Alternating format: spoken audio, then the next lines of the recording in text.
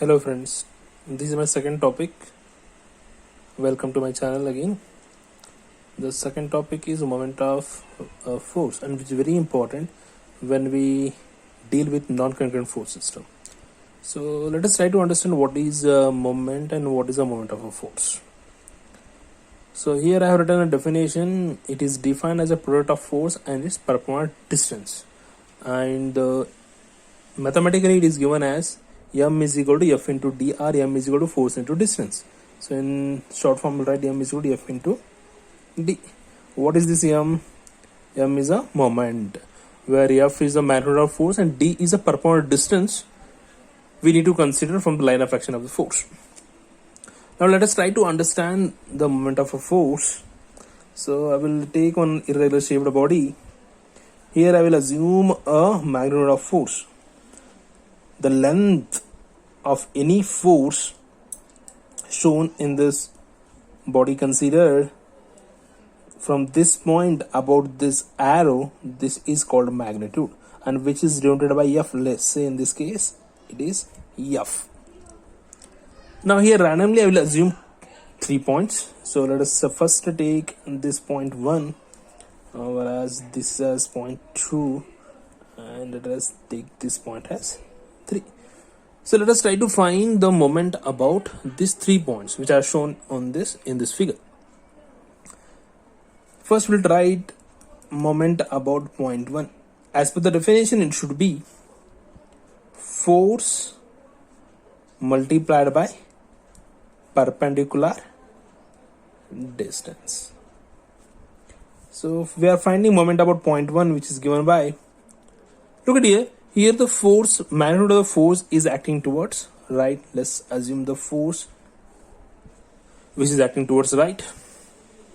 And then look at the point 1, in which direction it is acting. Now the point 1 is with respect to the line of action of the force. The line of action, let us here make you clear that what is line of action. Line of action of a force is the line along which the force will act. Let's say this is a line which passed through this force, so this becomes the line of action of the force. Now with respect to this line of action, this is a force. With respect to this line of action, point 1 is above or below. In this case, point 1 is above the force, so I'll mark point 1 upward. It means the point 1 is upward, right? This is a force and point 1 is upward. If this force follow this path, it will make clockwise and anti-clockwise movement. It is a anti-clockwise movement. So here we need to write minus. First write force multiplied by, let's assume here the distance for this point 1 is d1. For this point 2 is d2. Okay, now look at here. As I told, as a force is f, but it is making anti-clockwise because moment of a force may be a clockwise or anti-clockwise. It is a rotational effect, so either it may be a clockwise or anti-clockwise. Whenever we come across an anti-clockwise moment, we need to consider a minus sign. Okay, this we came to know by doing this exercise. First, we have assumed the direction of force. With respect to this force, point 1 is above. So when this force, direction of force, follow the path drawn, it will make anti-clockwise movement. So it is minus f multiplied by perpendicular distance, where from the line of action of the force about 1, it is d1. So m1 is minus f d1. It's a moment about 1. Now let us try for moment about point 2.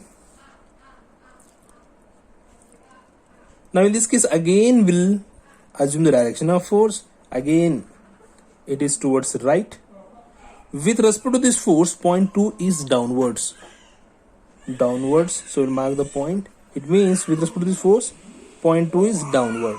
If this force follow the path about point 2, it is making clockwise movement. So it is plus f multiplied by d2, where m2 is f into d2. Is it clear? Now again we'll try to take moment about 3. So moment about 3. Now in this case, first again assume the direction of the force. Now see where the point 3 is in the given figure. Point 3 is acting exactly over the line of action of the force. Now what will the moment for point 3? Moment of point 3. Let's say this is force F. Again F into point 3 is acting exactly over the line of action of the force, where the distance between the line of action of the force and point 3 is 0. They are coinciding with each other, so the distance will be 0. So moment 3 will be 0.